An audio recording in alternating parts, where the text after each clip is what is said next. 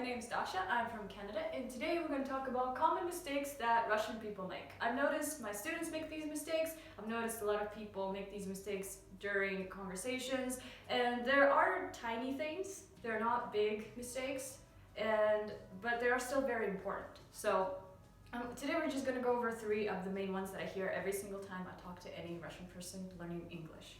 Tell me more. First main mistake I always hear is when people talk about their work. So they usually say, on my work. You got me. I think it's because they translate it word by word from Russian, because that's why you say usually when you speak Russian. But in English, we don't really say on my work, we just say at work.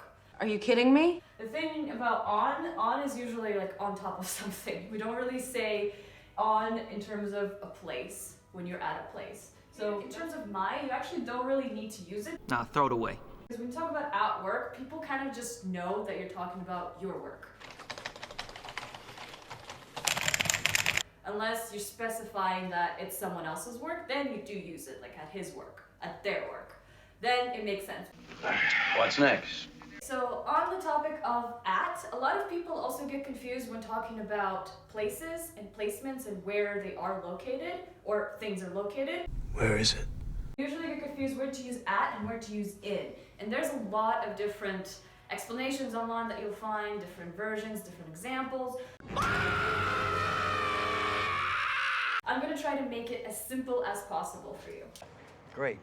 So when it comes to at is usually kind of a territory. That's usually how I describe it. So it's kind of like I'm at a park, at work, at school, at a bank. It could be inside or it could be outside. You're just around there, you know? Kind of like. In is more inside someplace. So this is specifically like if you give an example at school, you're in a classroom. Bingo! So when it comes to in, it's more in a room kind of thing.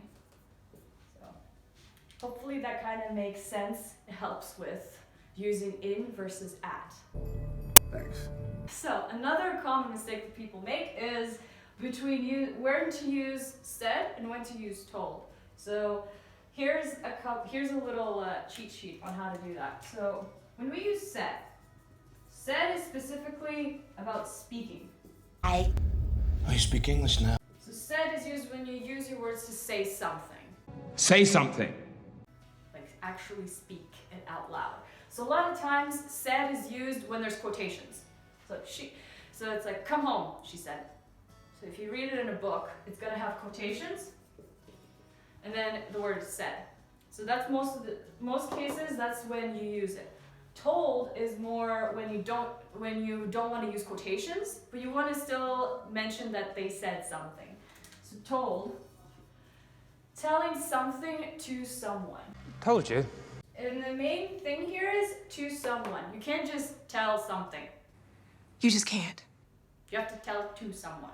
In case of said, you could just say something, that's it. Oh, wow. So these were the main common mistakes Russian people make. Thank you for watching, and hopefully this video helps you.